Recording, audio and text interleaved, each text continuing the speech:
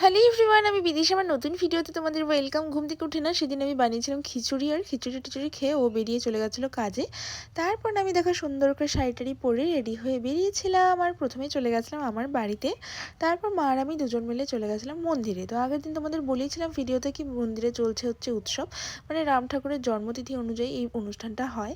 আর এখানটায় এত ভিড় হয় না, সবাই এসে এই মন্দিরে বসে অ্যান্ড তারপর দেখো কীর্তন শোনে।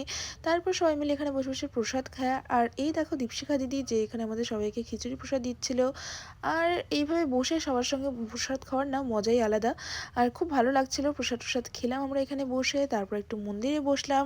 মন্দিরে বসে তারপর ওখান থেকে বেরোলাম। অ্যান্ড তারপর দেখো মা বোনের জন্য এখান থেকে একটু ভাজা নিল, পাঁপড় ভাজা।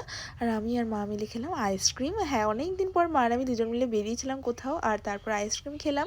সত্যি সেই মজা লাগলো। আর মা বারবারই বলছিল যে দেখাস না ভিডিওতেই, মিষ্টু দেখলে আমাকে বকা দেবে। যাই হোক, তারপর বাড়ি ফিরলাম আবার। তো বম্মা দিয়েছিল একটু বড়া, আর তারপর এগুলো খেয়ে আবার বেরিয়ে গেছিলাম, কারণ আমার সেদিন ক্লাসও ছিল।